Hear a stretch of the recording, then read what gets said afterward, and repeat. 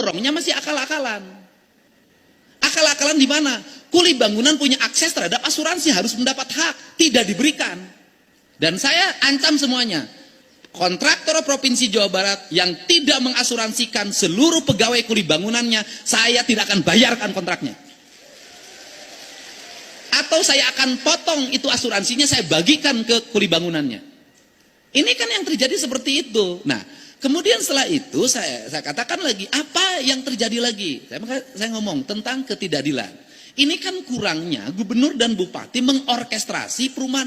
Kan yang selalu menjadi tuduhan adalah termasuk saya yang dituduh gitu kan. Saya ketemu Pak Ara saja, acara baru sekarang. Itu pun saya mau datang tujuannya memberikan bantuan rumah rakyat miskin untuk warga yang dipelopori oleh Yayasan Buddha Suci. Tapi postingannya kan saya mendapat aliran dana gratifikasi. Yang punya rumah bagus Pak Ara yang dituduh saya. Lah, tapi kalau saya langsung jeblaknya saya jawab, justru saya ini adalah kalau saya bertemu dengan para konglomerat membangun perumahan di Jawa Barat, ingat dalam setiap perumahan yang dibangun ada kekayaan yang diambil, ada peningkatan pendapatan para konglomerat yang diambil. Justru saya mau balik, harus membangun 1 atau 2 kampung yang rumahnya tertata, yang itu diperuntukkan untuk orang miskin. Ini kesalahan dulu apa sih? Kesalahan dulu para pejabatnya sibuk terima duit dari pembebasan, udahlah dari izin segala macam, nggak mikirin ini orang digusur mau dikemanain. Saya mikirnya bukan itu hari ini. Saya berikan contoh. Baik teman-teman, kembali lagi di channel Hanif Farhanawasi. Teman-teman, ada bagian dari pidato Kang Deddy Mulyadi yang cukup menarik perhatian. Di hadapan para sejumlah pejabat dan anggota DPR, Kang Deddy menyampaikan kritik mengenai kinerja aparatur pemerintahan yang menurutnya masih perlu dievaluasi. Ia menyoroti persoalan pejabat yang dianggap kurang memberikan kontribusi dengan tanggung jawab dan fasilitas yang diterima. Pesannya yang disampaikan KDM cukup sederhana. Jabatan publik seharusnya diikuti dengan kerja nyata, bukan sekadar hadir menerima fasilitas, lalu menjalankan rutinitas tanpa memberikan dampak yang jelas kepada masyarakat. Dalam kesempatan tersebut, muncul pandangan dari masyarakat mengenai pentingnya pemerintah lebih memprioritaskan persoalan yang ada di dalam negeri.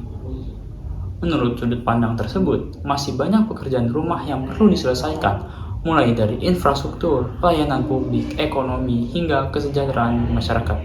Karena itu, daripada terlalu melakukan kegiatan yang tidak memberikan dampak secara langsung, perhatian pemerintah seharusnya tetap diarahkan pada kebutuhan masyarakat di dalam negeri.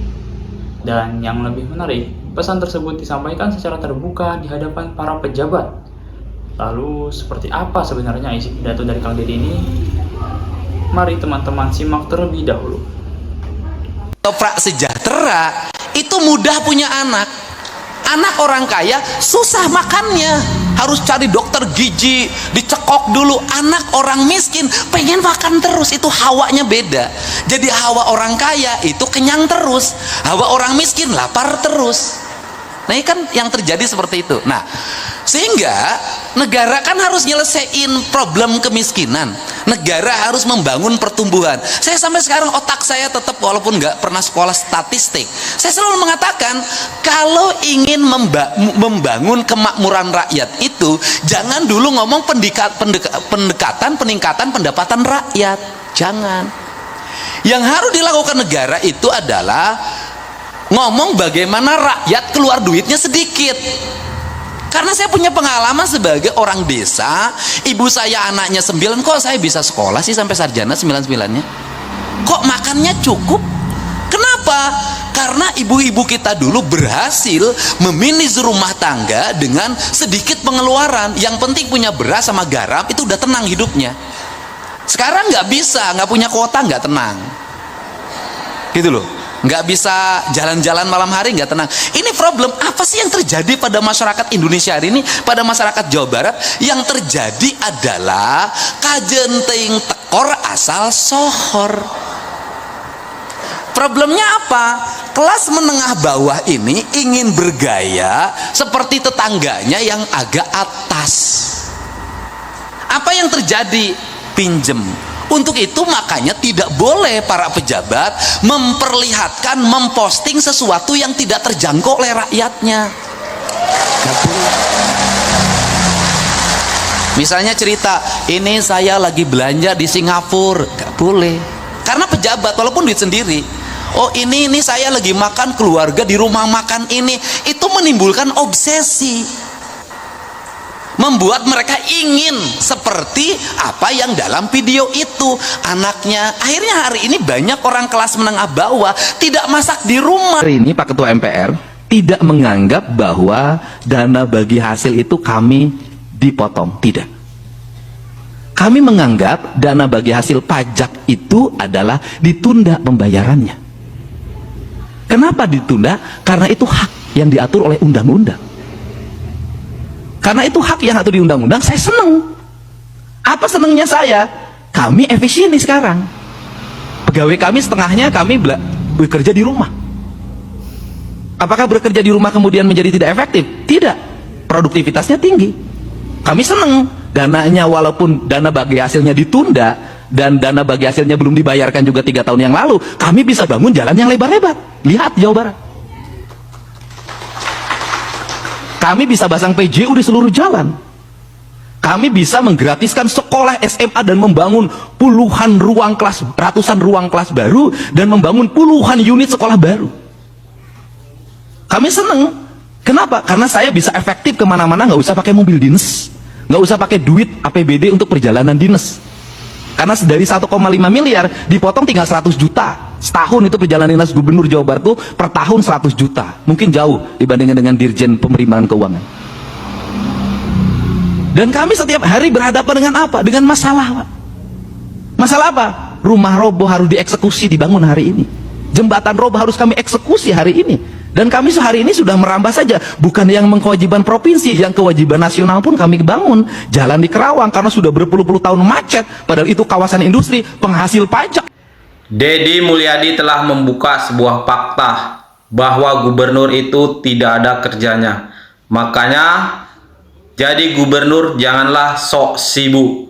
Gubernur tuh nggak ada kerjanya. Kalau mau jujur, gubernur tuh nggak ada kerjanya kok. Yang kerjanya kan kepala dinas, yang kerjanya para bupati. Gubernur kan nggak punya wilayah. Jadi kalau gubernur sibuk, pura-pura sibuk itu. Kalau gubernur teto, wah ribut banget, pura-pura sibuk padahal nggak ngapa-ngapain. Bagi saya, seorang pemimpin kepergian kemanapun harus ada produk yang dibuat. Gak bisa kalau nggak ada produk. Saya pergi kemanapun harus ada produk. Kesini ada produk, kesini ada produk. Sesungguhnya hari ini, kenapa saya jadi banyak pekerjaan? Karena saya banyak mengambil pekerjaan. Pekerjaan layanan rakyat. Pas pengaduan yang ribuan tuh ngapain gubernur bikin begitu? Orang bukan tugasnya kok. Itu tugasnya RT, RW, kepala desa. Kenapa saya bikin begitu? Karena saya nggak ada kerjaan. Daripada saya nggak ada kerjaan, lebih baik saya menerima aduan masyarakat dan saya menyelesaikan. Kalau gubernur lagi nambah lagi pekerjaan kabupaten diambil alih provinsi, kenapa? Saya nggak ada kerjaan. Kerjaannya kan punya bupati semua. Wilayah itu yang punya bupati, gubernur nggak punya. Gedung sate itu di kota Bandung wilayahnya. Saya ingin menjadi gubernur yang mengorkestrasi para bupati, mengorkestrasi para wali kota.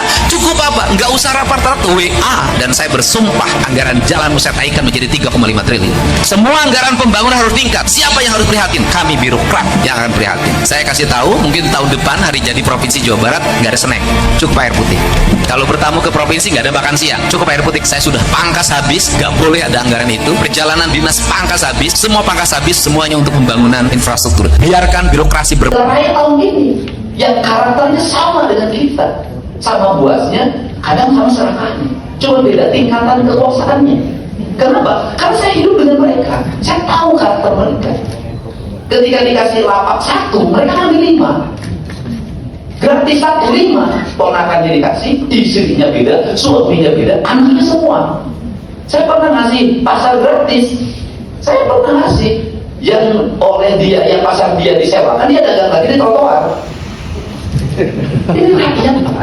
Jadi sifat koruptif, sifat nepotisme bukan hanya milik politisi kayak Deddy Mulyadi, nggak usah nunggu orang lain. Tetapi juga mereka juga punya karakter itu, punya karakter serakah. Kamu lihat nih kalau di sawah kan ada juga yang rajin di seri sawah. Ingat loh, kemalasan hari ini juga terjadi pada rakyat kita. Saya hidup di desa tiap hari di rumah Papua. Babat rumput saja harus gubernur hari ini. Allah wabarakatuh. Sampurasun. Sudah makan belum? Punya ongkos enggak? Punya duit enggak? Punya rumah enggak? Punya istri enggak?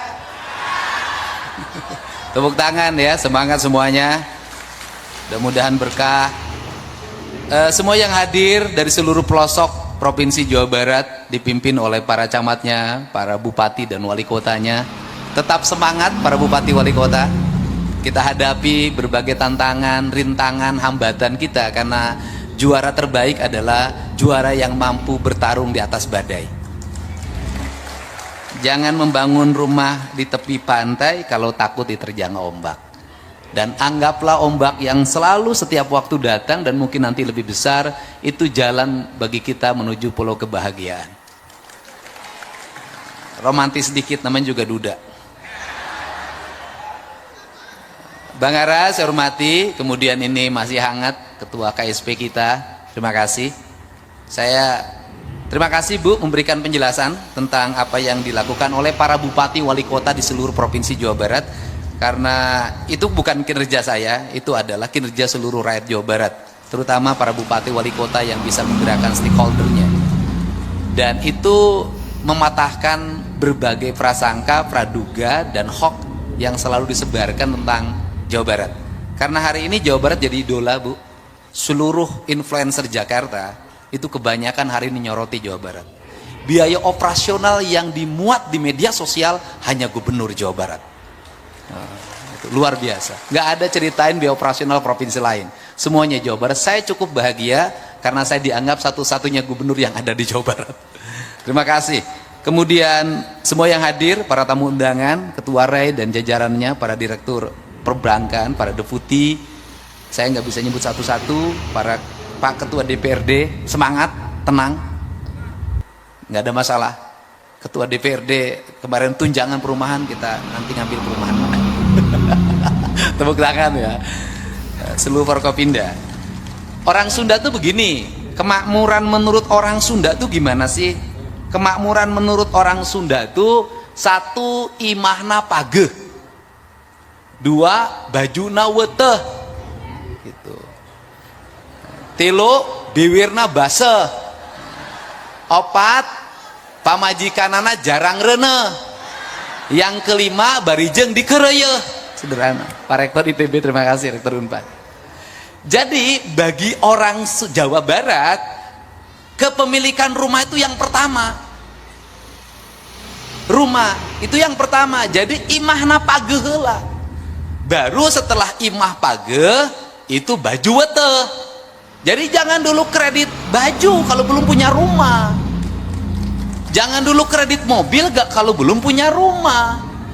Jangan dulu kredit motor kalau belum punya rumah. Mulailah dari rumah. Maka lagunya adalah rumah kita sendiri. Dalam ajaran Islam, baiti zanati,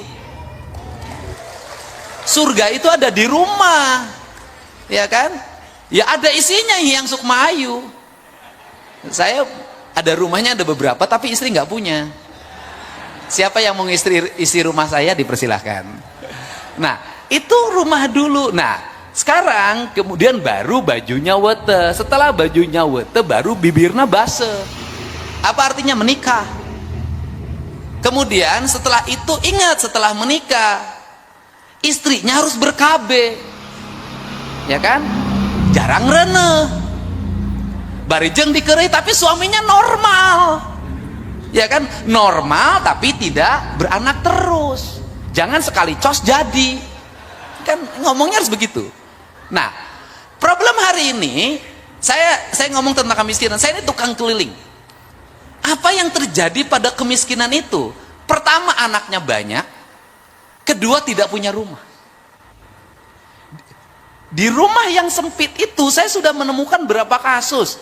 Ada orang yang tinggal di rumah petak, anaknya 16. Ada orang yang tinggal di rumah petak, anaknya 11. Ada anak yang tinggal di rumah petak, anaknya 24. Dan anehnya adalah, orang yang punya duit itu susah punya anak. Walaupun istrinya banyak, nggak mau beranak.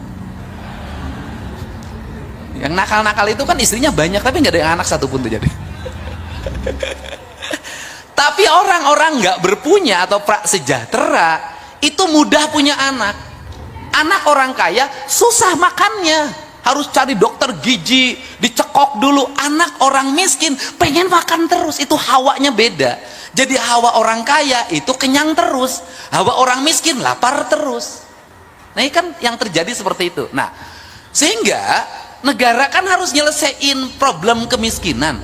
Negara harus membangun pertumbuhan. Saya sampai sekarang otak saya tetap, walaupun nggak pernah sekolah statistik, saya selalu mengatakan kalau ingin membangun kemakmuran rakyat itu jangan dulu ngomong pendekatan peningkatan pendapatan rakyat. Jangan.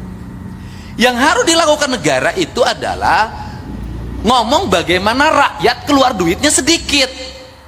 Karena saya punya pengalaman sebagai orang desa, ibu saya anaknya 9, kok saya bisa sekolah sih sampai sarjana 9-9-nya? Kok makannya cukup? Kenapa? Karena ibu-ibu kita dulu berhasil memanage rumah tangga dengan sedikit pengeluaran. Yang penting punya beras sama garam, itu udah tenang hidupnya. Sekarang nggak bisa, nggak punya kuota nggak tenang. Gitu loh. Nggak bisa jalan-jalan malam hari, nggak tenang. Ini problem apa sih yang terjadi pada masyarakat Indonesia hari ini, pada masyarakat Jawa Barat? Yang terjadi adalah kajenting tekor asal sohor. Problemnya apa? Kelas menengah bawah ini ingin bergaya seperti tetangganya yang agak atas. Apa yang terjadi? Pinjem. Untuk itu makanya tidak boleh para pejabat memperlihatkan, memposting sesuatu yang tidak terjangkau oleh rakyatnya. Misalnya cerita, ini saya lagi belanja di Singapura, nggak boleh. Karena pejabat walaupun duit sendiri. Oh ini saya lagi makan keluarga di rumah makan ini, itu menimbulkan obsesi. Membuat mereka ingin seperti apa yang dalam video itu. Anaknya, akhirnya hari ini banyak orang kelas menengah bawah tidak masak di rumah, makannya di rumah makan. Nah sehingga akses yang harus dibuka oleh negara hari ini adalah pertama, bagaimana rakyat mendapat akses pendidikan. Makanya saya fokus sejak awal memimpin infrastruktur sekolah SD, SMP, SMA, dan SMK adalah keharusan negara. Makanya saya berani membuka ruang kelas sampai 50. Ini yang penting. Nah, itu yang kedua, mendekatkan siswa pada akses pendidikan. Kenapa? Biaya ongkos mahal. Sekolah gratis nggak ada masalah, tapi ongkosnya 30.000. Itu yang kedua. Kemudian yang ketiga adalah menekan biaya pendidikan. Biaya pendidikan itu yang mahal bukan SPP-nya. Biaya pendidikan itu yang mahal adalah biaya jajannya, biaya modenya, outing class, dan studi tour. Itu yang paling mahal itu studi saya. Sehingga kalau ngomong angka kemiskinan di Jawa Barat terjadi hari ini menurun, itu berkah menurut saya, karena hari ini saya melarang studi tour, melarang outing class, dan melarang jajan. Nah, maka gerakan yang berikutnya adalah bagaimana uang yang 10.000 jajan itu menjadi 5.000 untuk jajan, 5.000 investasi. Bagaimana? Anak-anak harus nabung. Semiskin-miskinnya anak Jawa Barat hari ini jajannya masih 5 sampai 10.000, saya taruhan. Pemulung anak-anaknya masih 5 sampai 10.000. Jadi kalau hari ini ada orang kurang gizi, itu bukan faktor tidak punya uang, tetapi faktornya adalah tradisi jajan lebih tinggi daripada tradisi memasak di rumah. Mereka lebih senang membeli jajanan yang di sekolah di sekitarnya 5.000 perak dibanding beli telur. Padahal 5.000 itu kalau pagi-pagi direbus dapat telur 2 biji. Nah, sehingga saya kenapa mendorong sekolah pagi jam 6:30. Sesungguhnya lagi merubah masyarakat Jawa Barat mindsetnya untuk apa?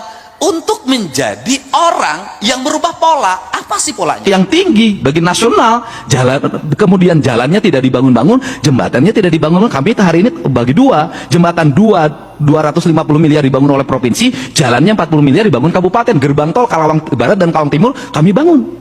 Dan kami hari ini membantu pemerintah untuk mengembalikan aset PJT 2 dalam bentuk sungai yang disewa-sewakan oleh warga yang itu ratusan miliar. Kami berhadapan dengan siapapun untuk dikembalikan kepada negara, sungainya difungsikan. Aset BBWS yang hari ini menjadi bantaran sungai, menjadi banjir, kami bongkar, kami kasih santunan warganya, kami pindahkan. Kami lakukan itu. PTPN, hubungan antara ATR BPN dengan PTPN, izin lokasinya nggak keluar-keluar, HGU-nya puluhan tahun nggak keluar, kami bereskan. Kenapa? Kami tidak memandang pusat dan daerah, kami memandang ini adalah negara kesatuan Republik Indonesia. Dan kami tidak ngomong biaya. Bahkan saya menawarkan, pengacaranya saya siapin, dampingin, kami berhadapan. Setiap hari kami harus ngurumisin apa? Geng motor. Anak-anak yang mengalami problem lingkungan, kena ke HIV segala macam, kami selesaikan itu semua. Saya katakan, tidak semua kepala daerah ini tidak peduli sama rakyat. Tidak semua kepala daerah ini brengsek. Banyak kepala daerah yang baik yang bisa melaksanakan tugas dalam keadaan posisi yang sangat sederhana.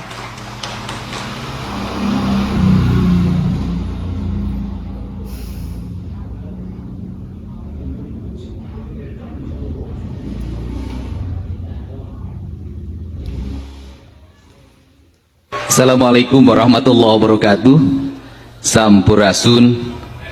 Yang saya hormati Ketua Fraksi Partai Golkar MPR RI, Bang Mekeng. Saya sangat akrab untuk berdiskusi. Meskipun saya alumni, tetap suka bertelepon. Karena biasa kalau alumni itu suka kangen sama sekolah awalnya. Yang saya hormati Sekretaris Fraksi Partai Golkar MPR RI, Kang Ferdi. Terima kasih. Bapak banyak bantu sekolah-sekolah yang ada di wilayah Garut, Tasik, dan Tasik. Dan dari dulu Bapak tidak pernah bergeser dari komisinya bidang pendidikan. Ini senior saya dalam bidang politik. Ini tokoh otonomi yang dulu membuat Kota Banjar, Kabupaten Pangandaran, Kang Agun Gunanjar. Dan dari otonomi itu alhamdulillah hari ini Kabupaten Pangandaran tidak bisa lagi membangun. Nangis-nangis bupatinya, jujur ya Bu ya. Berat sekali. Kota Banjar juga sama Pak. Mudah-mudahan ini menjadi bahan perhatian bahwa sejalan otonomi juga harus sejalan juga dengan kebijakan fiskal yang otonom. Nanti saya jelasin fiskal otonom itu. Tenang Bu, kan sudah dibantu gocap dari saya. Saya tuh suka kasihan kalau lihat wanita itu. Yang saya hormati ini Kang Adi, anaknya Kang Ade Barkah, sahabat saya, Kang Iswan. Terima kasih ya. Udah gagah pakai batik. Awas jangan nama istri ya, dosa. Kemudian Kepala Biro, kemudian Ibu Sekretaris Jenderal MPR RI, saya ucapkan terima kasih. Para pejabat di lingkungan Sekretariat Jenderal MPR RI, kemudian kawan-kawan dari OJK, saya ucapkan terima kasih atas kehadirannya. Kemudian ada juga ini buat penting bener ini pesan nih, Direktur Perimbangan Keuangan Daerah Kementerian Keuangan. Apa pesan pentingnya adalah kami punya utang dipotong dalam setiap tahun. Tapi ngutang DBH ke Jawa Barat sudah 3 tahun nggak dibayar-bayar. Mohon ini sangat penting fiskal kita. Ini pusat itu kadang-kadang gitu. Kita punya utang 3,4 triliun PEN waktu bangun masjid dan segala macam. Itu tiap tahun otomatis dipotong. Tapi kita nagih dana bagi hasil pajak ke daerah yang sampai hari ini belum dibayar-bayar, kirim surat udah 7 kali nggak dikabul-kabulkan. Nah itu karena bagaimanapun pusat itu adalah induk, dan ciri dari induk adalah selalu menyayangi anak-anaknya. Bahkan induk berani mengorbankan dirinya demi kepentingan anak-anaknya.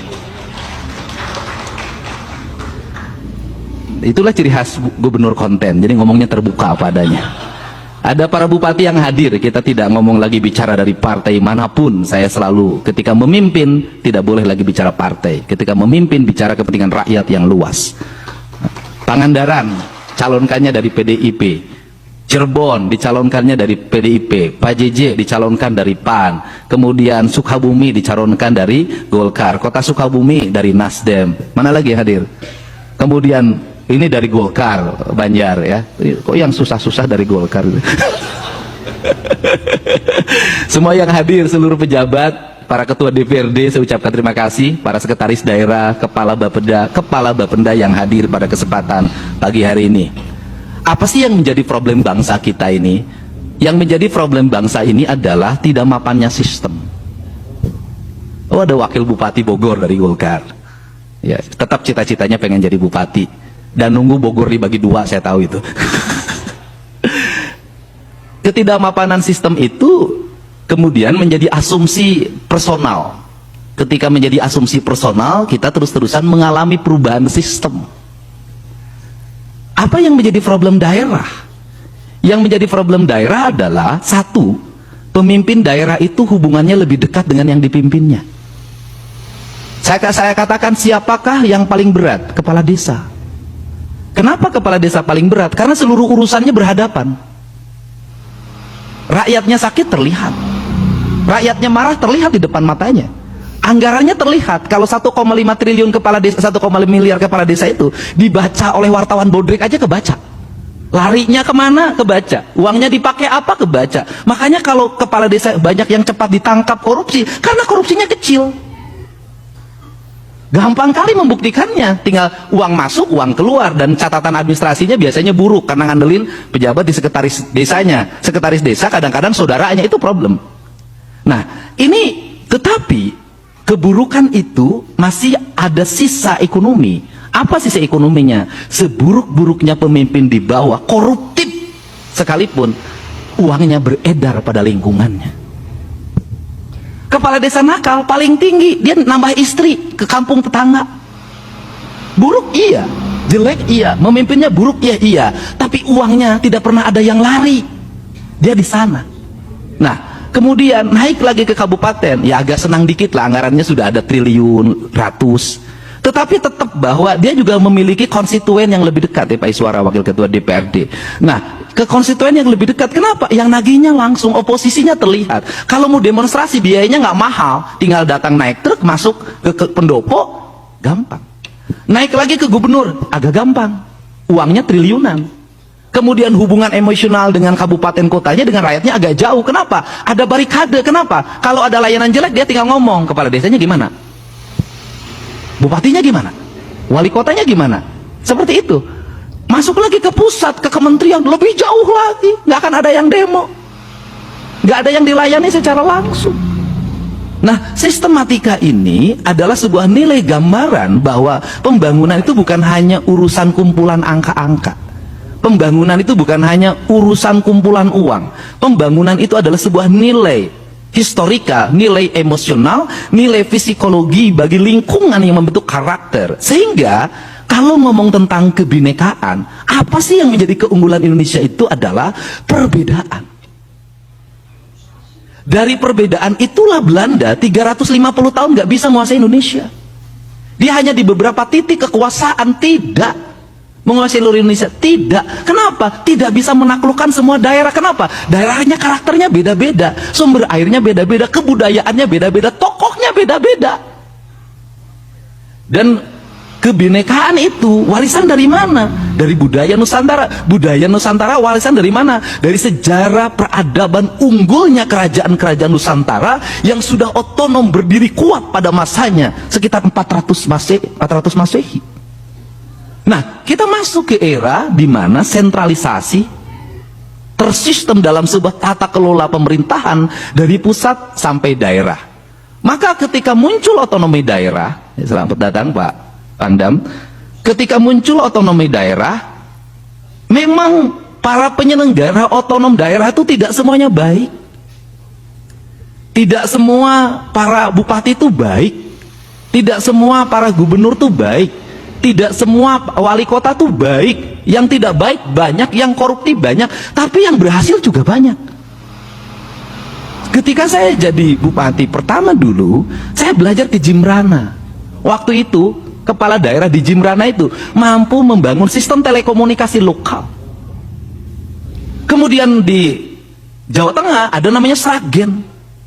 Walaupun dua-duanya ujungnya itu menjadi berproblem hukum, tetapi kemajuan sebuah daerahnya nggak tergantikan sampai hari ini.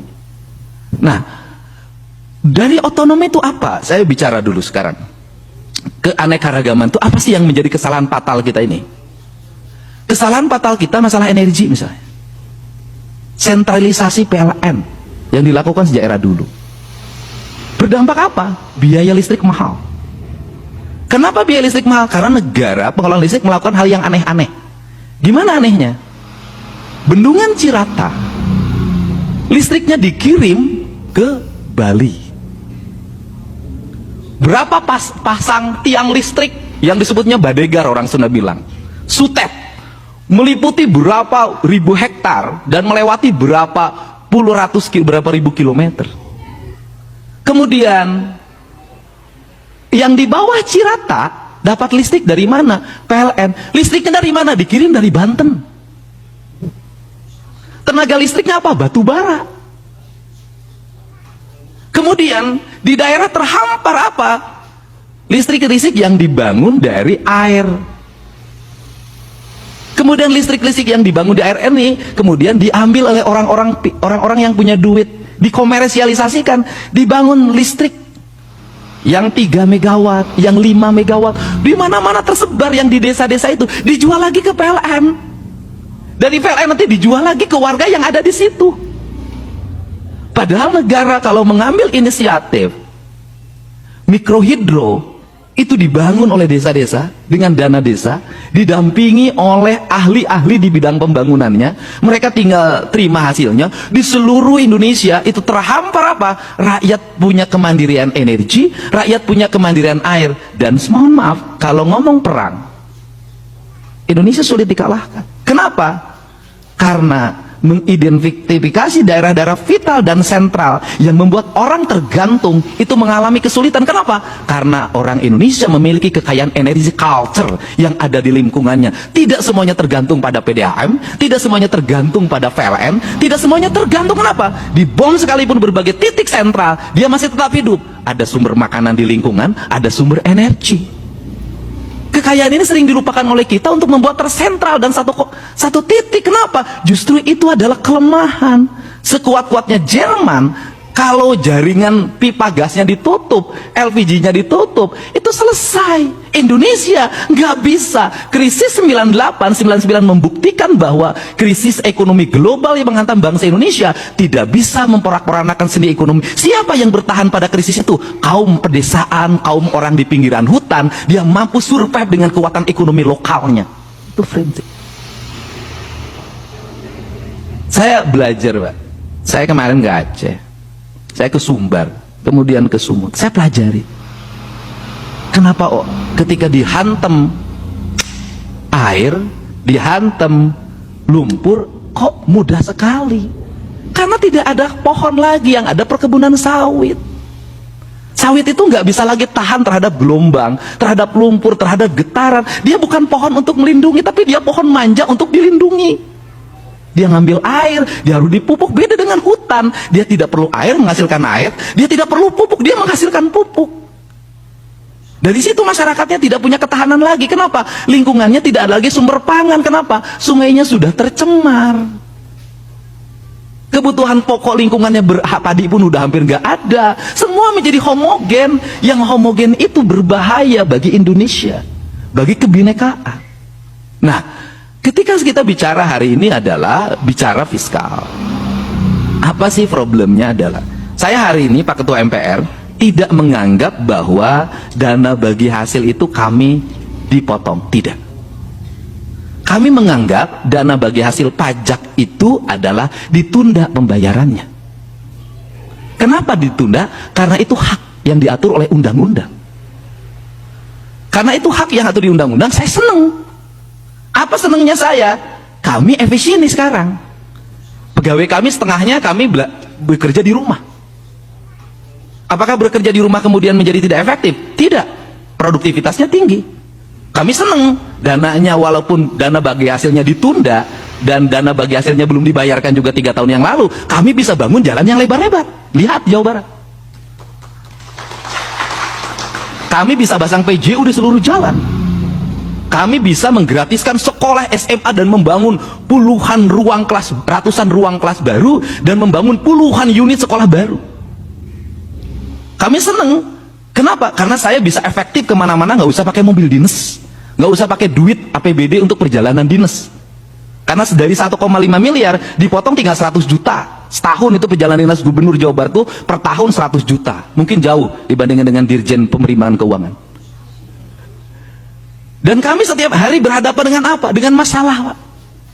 Masalah apa? Rumah roboh harus dieksekusi dibangun hari ini. Jembatan roboh harus kami eksekusi hari ini. Dan kami sehari ini sudah merambah saja, bukan yang kewajiban provinsi, yang kewajiban nasional pun kami bangun. Jalan di Kerawang karena sudah berpuluh-puluh tahun macet, padahal itu kawasan industri, penghasil pajak yang tinggi bagi nasional. Kemudian jalannya tidak dibangun-bangun, jembatannya tidak dibangun. Kami hari ini bagi dua, jembatan 250 miliar dibangun oleh provinsi, jalannya 40 miliar dibangun kabupaten. Gerbang tol Karawang Barat dan Karawang Timur kami bangun.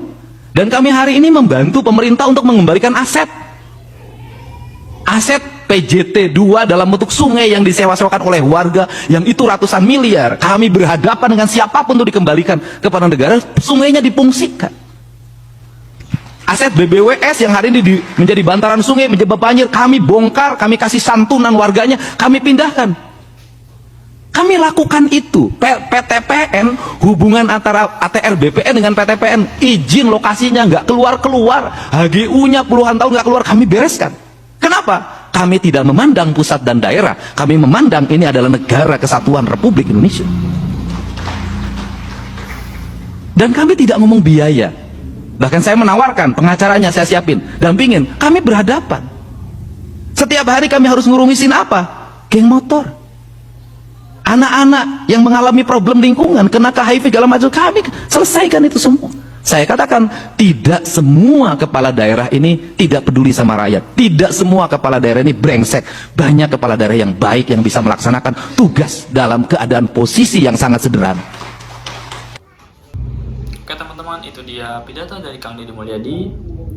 Di sini saya sudah membuat rangkuman yang akan saya bacakan. Ada satu pesan yang menurut saya cukup penting untuk kita garis bawahi.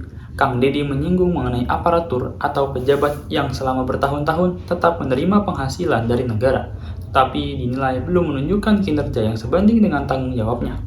Tentu pernyataan seperti ini perlu dipahami sebagai kritik dan pandangan yang disampaikan dalam pidato. Bukan berarti seluruh pejabat memiliki perilaku seperti yang digambarkan. Namun substansi pesannya memang menarik. Seorang pejabat mendapatkan kepercayaan untuk menjalankan tugas publik. Karena itu, masyarakat tentu berhak mempertanyakan apakah tugas tersebut benar-benar dilaksanakan dengan baik. Yang juga menarik adalah cara Kang Deddy menyampaikannya secara terbuka. Ketika seorang pemimpin melihat adanya persoalan dalam pemerintahan, seharusnya kritik dapat disampaikan tanpa melihat siapa orang yang sedang dikritik. Pejabat tetap harus bisa dievaluasi. Masyarakat juga harus bisa memberikan masukan, karena jabatan publik pada dasarnya bukanlah hak istimewa untuk terbebas dari kritik. Justru semakin tinggi jabatan seseorang, semakin besar pula tanggung jawabnya kepada masyarakat. Kemudian, ada pula pernyataan dari masyarakat Papua yang menarik untuk diperhatikan. Pesannya adalah agar pemerintah tidak hanya melihat kepentingan atau aktivitas di luar negeri, sementara persoalan di dalam negeri sendiri masih cukup banyak yang membutuhkan perhatian. Ini bukan berarti hubungan luar negeri tidak penting. Tentu kerjasama internasional tetap memiliki manfaat bagi Indonesia, tetapi di saat yang sama kebutuhan masyarakat di dalam negeri juga tidak boleh diabaikan. Masih ada persoalan mengenai pembangunan, lapangan pekerjaan, pendidikan, kesehatan, infrastruktur, pelayanan publik, dan berbagai kebutuhan lain masyarakat. Karena itu, yang menjadi inti persoalannya bukan semata-mata seberapa sering seorang pemimpin pergi ke luar negeri. Yang lebih penting adalah apakah setiap kegiatan yang dilakukan pemerintah memiliki tujuan yang jelas, memberikan manfaat, dan dapat dipertanggungjawabkan kepada masyarakat. Kalau perjalanan dinas memang diperlukan untuk kepentingan negara, tentu harus dilihat manfaat dan hasilnya. Sebaliknya, apabila ada kegiatan yang tidak memberikan manfaat yang jelas, wajar apabila masyarakat mempertanyakannya. Inilah pentingnya transparansi dalam pemerintahan. Masyarakat perlu mengetahui bagaimana anggaran digunakan, untuk apa sebuah program dijalankan, dan apa hasil yang diperolehnya. Pada akhirnya, kita tentu berharap para pemimpin dan seluruh aparatur negara dapat benar-benar fokus menjalankan amanahnya. Mungkin cukup sekian hal-hal yang dapat saya sampaikan. Jika ada salah kata, mohon dimaafkan. Wassalamualaikum warahmatullahi wabarakatuh.